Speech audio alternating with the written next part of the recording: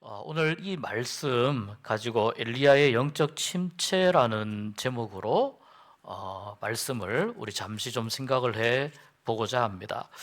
지난주에 엘리야가 갈멜산에서 바알과 아세라 선지자 850명과의 그 대결에서 하나님이 응답하심으로 인해서 이 바알과 아세라 선지자들과의 싸움에서 승리한 내용을 보았습니다. 요 말씀이 이 사건이 사실 엘리야에게는 너무나 중요한, 엘리야 하면은 보통 이 갈멜산에서의 이 위대한 승리를 이야기할 만큼 엘리야를 이야기할 때 빼놓을 수 없는 위대한 하나님의 역사입니다. 그런데 이제 그렇게 하고 나서 이 850명의 바알과 아세라 이 선지자들을 데리고 기손 시내로 내려가서 거기에서 다 이들의 목숨을 전부 다 빼앗게 됩니다. 엘리야가 아합 왕을 만나서 전국에 있는 이스라엘의 모든 그 사람들 중에 이 바알과 아세라 선지자들을 모아오라, 나와 대결을 하자, 이렇게 이야기를 하였다는 것은 이 이스라엘 전역에, 북이스라엘 나라를 말하는 겁니다. 이 이스라엘 전역에 흩어져 있는 바알과 아세라 우상 숭배가 얼마나 말하자면 백성들의 삶 깊숙이 들어가 있었는가, 그것을 알 수가 있습니다. 또 반대로 보면 그 모든 바알과 아세라 선지자들을 다 뽑아가지고 엘리야가 혼자 지금 상대를 하는 겁니다. 850명 대 1에 이 상대를 하면서 엘리야의 마음속에는 여기서 하나님께서 역사하시고 응답하신 이후에 이 이스라엘 백성들이 하나님께로 돌이키지 않을까, 이런 어떤 그 기대하는 마음이 이 가운데 있었다는 것입니다. 하나님께서 이 엘리야에게 가뭄에 대한 예언을 하라고 하신 이후에 그 다음 엘리야가 이제 계속해서 도피 생활을 하면서 3년 6개월 정도의 시간이 지난 후 하나님이 엘리야에게 하신 말씀이 아합에게 가라, 내가 비를 내리겠다라고 말씀을 하셨습니다. 그렇게 말씀하시고 나서 그리고 중간에 이 갈멜산에서의 이 사건이 들어와 있습니다. 그리고 이 사건이 끝난 후에 우리가 오늘 읽은 말씀처럼 가뭄이 해소되고 비가 내리는 것을 말씀을 통해 볼 수 있습니다. 그런데 엘리야가 이 과정 속에서 오늘 읽은 말씀처럼 19장 4절에 보니까 19장 4절에 엘리야가 하나님께 이렇게 한탄합니다. 로뎀나무 아래에 앉아서 자기가 죽기를 원하여 이르되 여호와여, 넉넉하오니 지금 내 생명을 거두시옵소서. 나는 내 조상들보다 낫지 못합니다. 엘리야가 지금 누구보다 하나님 앞에 믿음이 좋은 사람이지 않습니까? 근데 엘리야가 지금 하나님 앞에 뭐라고 이야기하냐면, 조금 더 생생한 표현으로 하면 하나님, 저 지금 죽고 싶어요, 이렇게 이야기하는 거예요. 하나님, 저 지금 죽고 싶어요. 이 위대한 승리를 거둔 다음에 왜 엘리야가 갑자기 이렇게 침체되었을까요? 이 내용을 우리가 오늘 좀 살펴보려고 하는 겁니다. 왜 이런 일을 엘리야가 겪게 되었을까? 첫 번째는 엘리야는 믿음이 너무나도 열심인 사람이었습니다. 누구보다도 믿음이 열심인 사람이었습니다. 우리가 오늘 읽지 않았지만 10절에 이런 말씀이 있습니다. 내가 만군의 하나님 여호와께 열심히 유별하오니, 이런 고백을 합니다. 내가 만군의 하나님 여호와께 열심히 유별하오니. 여러분, 한번 이 성경에서 엘리야가 이겼다는 것을 먼저 생각하지 말고 그냥 일반적으로 한번 생각해 보시면 좋겠습니다. 지금 이스라엘 전역에 다 바알과 아세라를 섬기는 우상 숭배가 완전히 팽배해 있는데, 다시 말하자면 하나님께서 지금 이 땅에 역사하시는지, 또는 하나님이 우리가 기도를 하면 응답하시는지, 지금 이 백성들이 이것을 잘 모르는 상황 가운데 있기 때문이거든요. 하나님께서 만약에 매일마다 어떤 약속하신 특별한 그런 기적이나 어떤 표지로 하나님이 응답을 하신다면, 예를 들어 이스라엘 백성들이 광야 생활을 할 때 매일마다 만나를 하나님이 내려주셨잖아요.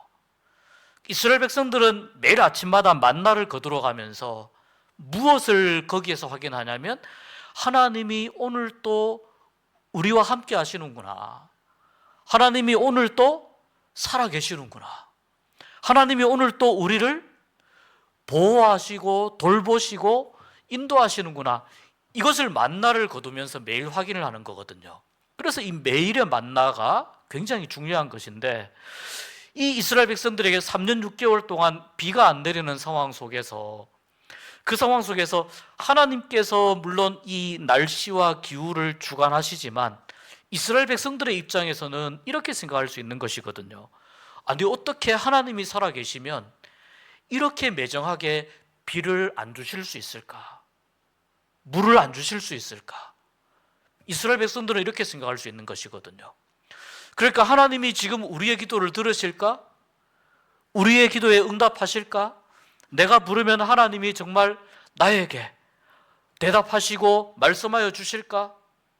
여기에 대해서 이스라엘 백성들이 확신이 없는 상황입니다. 그런데 하나님께서 엘리야를 불러서, 엘리야야, 바알과 아세라 선지자 850명을 다 불러다 놓고, 전국에 쉽게 말하자면 난다 긴다 하는 바알과 아세라 선지자들, 이 사람들 불러놓고 너 혼자 가서 이 850명하고 너 혼자 대결을 벌여라. 그게 여러분 일반적으로 상식적으로 쉽게 할 수 있는 그런 순종할 수 있는 말씀이 아니지 않습니까? 그러니까 하나님이 이렇게 말씀을 하셨다고 할 때에 이 말씀을 듣고 엘리야가 이 말씀에 순종했다고 하면, 이 말씀을 듣고 엘리야가 순종했다고 하면 이 엘리야의 믿음이 얼마나 열심인가, 얼마나 하나님을 지독하게 믿고 있는가 하는 것을 우리가 이 말씀을 통해서 알 수 있는 거죠. 그러니까 엘리야는 이렇게 이야기할 수 있는 겁니다. 내가 하나님 여호와께 열심히 유별납니다. 다른 어떤 사람보다도 제 열심이 유별나고 특별합니다. 그러면서 이 바알과 아세라 선지자들 앞에 나는 하나님을 배경으로, 하나님이 내 등 뒤에 계시기 때문에 나는 이 바알과 아세라 선지자들 앞에, 그리고 하나님이 계신지 안 계신지 긴가민가 하는 수많은 이스라엘 백성들이 의구심을 가지고 바라보고 있는 그 상황 속에서 엘리야 혼자 이 상황을 감당해야 하는 거죠. 엄청난 심리적인 압박과 또 엄청난 영적인 압박감이 엘리야에게 몰려왔을 겁니다. 그런데 엘리야는 이 과정을 감당해내고 마침내 하나님이 불러 응답하셔서 엘리야가 승리하게 되고, 그리고 바알과 아세라의 선지자들을 그렇게 정리를 하게 됩니다. 그러면서 엘리야의 마음속에 이런 마음이, 이런 기대가, 이런 소망이 있었다는 거예요.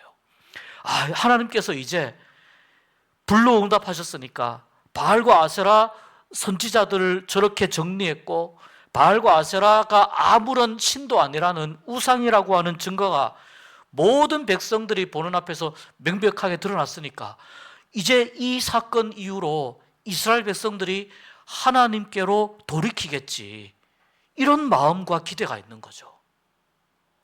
하나님께서 이렇게 응답하신 이 놀라운 사건이 금방 소문이 나면 이제 이스라엘 백성들이 하나님께로 돌아오겠지. 이스라엘 백성들 안에서 막 회개가 일어나고 하나님 앞에서 막 통회자복하고 하나님을 찾는 그 뜨거운 믿음과 신앙이 다시 회복되겠지. 그런데 결과가 어떻게 됩니까? 일단 아합 왕부터 별로 태도가 변하지 않았습니다. 아합 왕이 이세벨에게 가서 이런 일이 있었다라고 이세벨에게 이야기를 합니다. 이세벨이 그 이야기를 듣고 뭐라고 대답을 하냐면은 19장 2절입니다. 오늘 우리가 읽을 말씀인데, 엘리야가 이렇게 했는데 이세벨이 사신을 엘리야에게, 사람을 엘리야에게 보냈다는 거잖아요. 내가 내일 이맘때에는, 딱 하루의 시간을 너에게 주마, 그런 뜻이에요. 내일 이맘때에는 반드시 내 생명을, 저 사람들이라고 하는 말은 이 바알과 아세라 선지자들을 말하는 거거든요. 그들의 생명과 같게 하겠다. 만약에 그렇게 하지 않으면 신들이 내게 벌 위에 벌을 내릴 것이다. 이세벨이 꿈쩍도 하지 않는 거예요. 바알과 아세라가 아무런 힘을 못 쓰는 우상이라는 게 드러났는데도 아합도 꿈쩍도 하지 않고 이세벨도 꿈쩍도 하지 않고, 그리고 여기 말씀을 이렇게 보면 이스라엘 백성들이 하나님께로 돌이켰더라, 이런 말씀도 나오지 않습니다. 그러니까 엘리야가 이 큰 사건을 겪고 나서, 이 큰 기적을 겪고 나서도 그 어떤 상황도 변하지 않는 것을 보면서 엘리야의 마음 가운데 굉장한 어떤 이 침체하는, 어떤 좌절되는 마음이 엘리야의 마음 가운데 들어왔다는 것입니다. 엘리야가 어느 정도로 이 갈멜산에서의 승리 이후에 하나님께서 어느 정도로 이 엘리야를 보호하셨냐면, 아합왕에게 이야기합니다. 비가 오니 빨리 마차를 타고 가십시오. 그리고 하나님이 엘리야에게 능력을 주셔서 엘리야가 아합왕의 마차보다 더 빨리 달려갈 수 있도록 하나님이 엘리야를 보호하실 만큼, 여기까지 하나님이 엘리야를 그렇게 보호하시고 인도하셨는데, 그런데 이세벨이 변하지 않고 이스라엘 백성들이 하나님께로 돌아왔더라, 이런 이야기가 없고, 또 아합왕이나 이세벨이 전혀 반응이 여전히 엘리야에 대해서 적대적일 뿐만 아니라 이세벨은 엘리야를 죽이겠다 라고 하는 이 이야기를 들으면서 엘리야의 마음 가운데 굉장한 어떤 상실감 또는 어떤 실망감이 몰려왔을 거라는 것입니다. 그러니까 너무 엘리야가 열심이 너무 심했는데, 너무 하나님 앞에 열심을 내고 하나님의 말씀에 순종을 했는데, 열심히 하나님을 섬겼는데 결과가 어떤 결과예요? 좋은 결과가 나지 않았어요. 오히려 자기의 목숨이 더 위험한 상황이 되어버렸다는 겁니다. 내가 더 열심을 가지고 내가 하나님을 더 뜨겁게 섬긴 이후에 정말 좋은 결과가 나오고, 또한 하나님의 그 은혜가 풍성한 결과가 나오면 그것이 기대하는 바이지만, 그렇지 않았던 이 상황 속에서 엘리야의 마음이 힘들어졌을 거라는 겁니다. 그 다음에 두 번째는, 이 엘리야의 삶 가운데에 지금 여러 가지 기적들이 이렇게 쭉 있습니다. 여러 가지 기적들이 있는데, 문제는 이 기적들이 엘리야의 삶 가운데에서 그 다음 기적으로 이어지지 않는다는 겁니다. 지금 엘리야가 이세벨의 말을 들었습니다. 이세벨의 말을 듣고 이세벨이 추격대를 이제 보내겠죠. 엘리야의 목숨을 빼앗기 위해서 군대를 보낼 겁니다. 그래서 엘리야가 어떻게 합니까? 3절에 보니까 그가 이 형편을 보고 일어나 자기의 생명을 위해 도망하여, 이렇게 됩니다. 여기에서 마음이 이제 무너지는 거예요. 도망하여 부엘세바까지 엘리야가 도망을 갑니다. 굉장히 멀리 도망을 갑니다. 자기를 따르는 사환 한 명을 데리고 거기 머물게 하고, 그리고 거기서 또 광야길로 더 들어가서 로뎀나무 아래에 앉아서 한탄을 하는 겁니다. 불과 하루 이틀 사이에 지금 일어나는 일입니다. 며칠 되지 않은 요 사이에 일어나는 일입니다. 하나님께서 엘리야와 함께 하신 것은 틀림없습니다. 그렇다면 여러분, 이 이세벨이 엘리야를 죽이려고 자기가 가지고 있는 모든 수단과 방법을 동원해서 엘리야의 목숨을 빼앗고자 할 때에, 이때에도 하나님께서 이 일을 막아주시고 하나님께서 어떤 이세벨의 그 잘못된 생각과 계획을 하나님께서 무너뜨리시고 하셔야 되는데, 그런데 하나님께서는 엘리야가 도망하는 것을 그냥 지켜보시는 것 같습니다. 여기에서 하나님께서 함께 하시는 어떤 기적 같은 일이 일어나지 않는 거예요. 여러분, 여기서 우리가 생각해야 할 것이 뭐냐면은 기적은 계속해서 반복되지는 않는다는 거예요. 우리의 일상 속에서, 우리의 삶 속에서 어떤 특별한 우리가 생각하는 그런 어떤 생각 너머에 어떤 기적들은 우리에게 반복되지 않는다는 겁니다. 그럼 여러분, 하나님께서 우리에게 정말 원하시는 것은 무엇일까?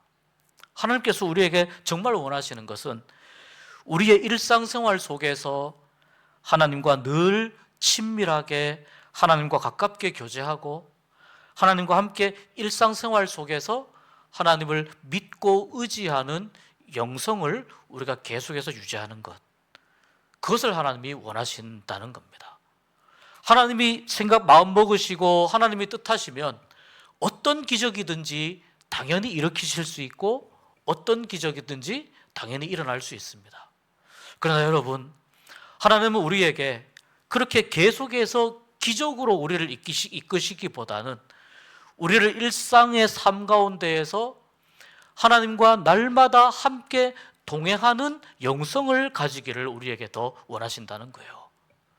어쩌면은 그것이 여러분 더 큰 기적일 수 있습니다.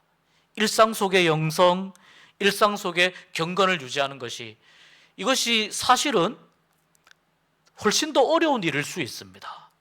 꾸준해야 하고요, 나의 어떤 의지가 있어야 되고 지속되어야 하고요, 그러면서 하나님과의 사귐과 교제가 점점 더 깊어져야 되는데, 점점 더 하나님을 깊이 만나야 되는데, 이 일상 속의 영성을 유지하는 것을 하나님은 우리에게 더 원하신다는 것입니다. 그래서 기적은 어떤 하나님께서, 물론 우리가 살아가는 모든 시간들이 결국은 하나님의 일하심과 하나님의 보호하심과 하나님의 함께 하심의 그 은혜로 우리가 이렇게 살아가는 것이고 우리의 호흡이 유지가 되고 우리가 이렇게 생명이 존재하는 것이지만, 이 삶 속에서, 이 일상적인 상황 속에서 날마다 하나님과 동행하는 삶, 그것을 하나님이 우리에게 더 기뻐하시고 그것이 우리에게 더 필요한 것이라는 것을 오늘 이 엘리야의 삶에서, 여기에서 기적이 멈춘 데서 우리가 알아볼 수가 있습니다. 세 번째는 엘리야가 어떤 사람인가 하는 것입니다.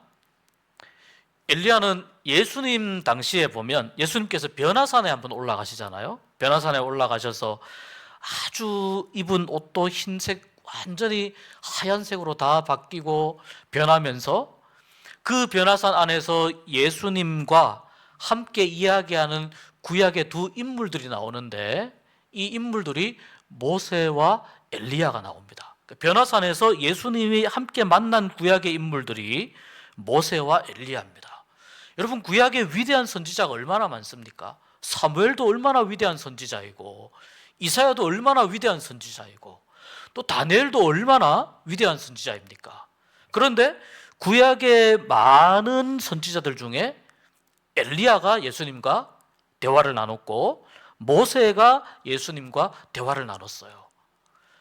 모세는 율법, 이 이스라엘 백성들의 지도자로서의 대표성을 띈 그런 모습으로, 인물로 예수님과 대화를 나눴다고 본다면, 이 엘리야는 선지자들 중에 말하자면은 대표로, 선지자들 중에 대표로 예수님과 변화산에서 대화를 나눴다고 볼 수 있습니다. 그러니까 구약 성경에서 가장 탁월한 선지자 중 한 명을 꼽으라고 하면 바로 엘리야를 꼽을 수가 있습니다. 그런데 지금 이 엘리야가 어떤 상황입니까? 마음이 너무나도 큰 승리를 얻은 이후에 마음이 급격하게 무너집니다. 우리도 그럴 때가 있습니다, 여러분. 아주 큰 은혜를 받았을 때, 또 굉장히 열심으로 어떤 사역을 감당했는데 그 사역이 지나고 났을 때 그 마음이 어떤 허탈감, 이런 것들을 느끼면서 마음이 무너지거나 주저앉을 때가 있을 수 있거든요. 엘리야가 이런 상황을, 이런 마음이 무너지는 상황을 만나게 되었다라고 하는 것은 구약 성경에 나오는 많은 선지자들 중에 가장 탁월한 선지자인 엘리야마저도 마음이 무너질 수 있다는 것을 우리에게 말씀해 주는 거예요. 가장 뛰어난 선지자, 가장 탁월한 선지자, 영성이 가장 하나님 앞에서 인정받았던 그런 선지자인데 지금 하나님 저의 목숨을 가져가 주십시오. 하나님 저의 생명을 가져가 주십시오. 이렇게 이야기할 만큼 너무나도 지금 바닥 가운데 빠져 있고 무너져 있고 좌절하고 있습니다. 엘리야마저도 살아가면서 또 하나님이 주신 이 삶을 감당하면서 사역을 감당하면서 이렇게 무너질 때가 있는데 엘리야에 비하면 우리는 얼마나 보통 사람들입니까? 그런데 때로 우리도 신앙생활하면서 마음이 무너질 때가 있는데 그때 엘리야를 보면서 위로를 받으라는 겁니다. 엘리야도 저렇게 탁월한 선지자인 엘리야도 마음이 약해지고 어려워지고 슬럼프 가운데 빠지는 경우가 있었는데 내가 얼마나 대단하기에 또 내가 얼마나 영성이 뛰어나기에 내가 슬럼프에 빠지고 내가 영적으로 실망하게 되고 마음이 무너진다 하는 이 일이 내가 얼마나 대단하기에 나에게도 이런 일이 왜 안 일어날까? 이렇게 생각하면서 오히려 엘리야를 보면서 위로를 얻을 수 있다는 것입니다. 여러분, 우리는 다 그렇습니다. 우리는 다 하나님 앞에서 우리는 다 부족하고 다 우리는 연약하고 또 엘리야도 하나님 앞에서 완벽한 사람은 아니잖아요. 엘리야도 하나님 앞에서 연약하고 부족한 부분이 있는 선지자인데 우리를 보면서 생각할 때에 우리가 신앙생활하면서 혹시 마음이 무너질 때 혹시 또 우리의 어떤 영성이 갑자기 떨어질 때 또 우리의 신앙이 갑자기 슬럼프에 빠질 때 우리가 흔히 내가 시험 들었다 이렇게 이야기할 때도 있고 또 내가 실족했다 이렇게 이야기할 때도 있는데 그런 순간들을 우리가 살아가면서 그래 이건 신앙생활 하면서 어떻게 보면 일어날 수 있는 일이야라고 생각하라는 거예요. 근데 여러분 그 뒤에 보십시오. 로뎀나무 아래에 누워서 엘리야가 자고 있는데 하나님께서는 완전히 다른 방식으로 엘리야를 회복시키는 것을 봅니다. 거기에서 이 이세벨의 어떤 군대의 추격대를 하나님께서 막아주셨다고 하기보다는 로뎀나무 아래에 자고 있는데 천사가 나타나서 엘리야를 어루만집니다. 5절에도 보면은요, 천사가 그를 어루만지며 그에게 이르되 7절에도 보면은 천사가 또 다시 와서 어루만지며 이르되 천사가 엘리야를 어루만지는 거예요. 발로 툭툭 찰 수도 있잖아요. 또는 이렇게 머리를 칠 수도 있어요. 어루만진다는 거예요. 하나님이 지금 가장 연약한 모습을 보이고 있는 엘리야를 어떻게 하신다는 겁니까? 어루만져 준다는 거예요. 엘리야를 이렇게 하나님이 회복시켜 주시는 거예요. 연약함 가운데 또 나 자신에게도 실망하고 때로는 어떤 신앙의 어떤 열심을 냈는데 그러나 그 신앙의 열심이 또 내가 기대하는 만큼의 결과가 나오지 않았을 때 또는 어떤 하나님께서 내 기도를 듣는 것 같지 않을 때 하나님이 또 나를 인도해 주시고 함께 하시는 그러한 어떤 그 마음이 그러한 어떤 느낌이 나에게서 점점 사라져갈 때 때로는 기도할 힘마저 없을 때 지쳐서 누워있는 나에게 하나님이 찾아오신다는 거예요. 찾아오셔서 어떻게 하시느냐? 어루만져 주신다는 겁니다. 마치 엄마가 아기를 어루만지듯이 엄마가 아기를 어루만지면서 따뜻한 말로 아기를 위로해 주시고 아기를 안아주고 아기에게 젖을 주고 우유를 주면서 아기가 힘을 내도록 엄마가 사랑해주는 그러한 모습으로 천사가 엘리야를 2번 지금 이렇게 어루만져 주면서 이렇게 이야기합니다. 일어나 먹으라, 내가 갈 길을 다 가지 못할까 하노라. 아직 엘리야가 여기가 끝이 아니라는 거죠. 엘리야는 비록 아직 마음이 또 엘리야의 영성이 아직 제대로 회복이 되지 못했지만, 아직 엘리야가 계속해서 실망과 좌절감 속에 빠져 있지만, 하나님은 천사를 보내셔서 이렇게 말씀합니다. 내가 갈 길을 다 가지 못할까 하노라. 아직 더 가야 할 길이 있다는 겁니다. 좌절했어도, 또 실망했어도, 또 신앙적으로 여러 가지 많은 부분들이 무너졌어도 하나님이 보시기에는 어떻다는 겁니까? 아직 갈 길이 있다는 겁니다. 다시 말해서 하나님께서 엘리야에게 앞으로의 삶의 여정을 기대하고 계신다는 겁니다. 마찬가지로 하나님께서 여러분에게도 앞으로의 삶의 여정, 신앙의 여정을 기대하고 계시는데, 그 길을 제대로 가지 못할까 하나님께서 걱정해 주시고 염려해 주시면서 어루만져 주신다는 뜻입니다. 이렇게 해서 엘리야가 힘을 얻습니다. 그리고 천사가 준 음식을 먹고 하나님의 산 호렙으로 하나님의 인도함을 받아서 엘리야가 달려가게 됩니다. 엘리야가 영적인 침체를 경험했다고 하는 이 사실은 어떻게 보면 굉장히 놀라운 일이고요. 성경에 보면은 또 많은, 물론 선지자들이 때로는 사역을 하면서 굉장히 선지자로서의 고통을 하나님 앞에 호소하는 그런 말씀들도, 그런 성경 구절들도 우리가 보게 되는데, 이렇게 자기의 생명을 거두어 달라고 할 만큼 이렇게 정말 치열하게 무너진 경우가 참 드문 경우라고 볼 수 있습니다. 그만큼 엘리야는 하나님의 일에 열심이었고 또한 하나님의 일에 특심이었습니다. 그만큼 엘리야의 삶 속에는 기적이 많았습니다.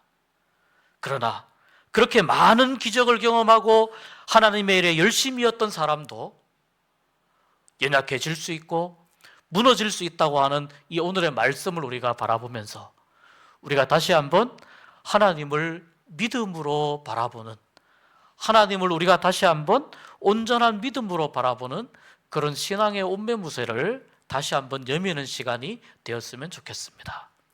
그리고 내가 좌절해서 주저앉아 있다 할지라도 엘리야를 어루만지신 그 하나님께서 나를 어루만져 주시고 나를 위로해 주시고 나를 다시 이렇게 세워주셔서 앞으로 더 가야 할 삶의 여정, 신앙의 여정을 갈 수 있도록 하나님께서 북돋아 주시는 분, 다시 회복시켜 주시는 분, 우리가 그 하나님으로 이 엘리야의 영적 침체에 관한 말씀을 읽으면서 나와 함께 하시는 하나님, 그리고 내가 생각하지 못한 또 다른 방법으로 나를 일으키시고 회복시켜 주시는 하나님을 우리가 믿고 또 기대할 수 있는 그러한 여러분의 삶이 될 수 있기를 주님의 이름으로 축복합니다.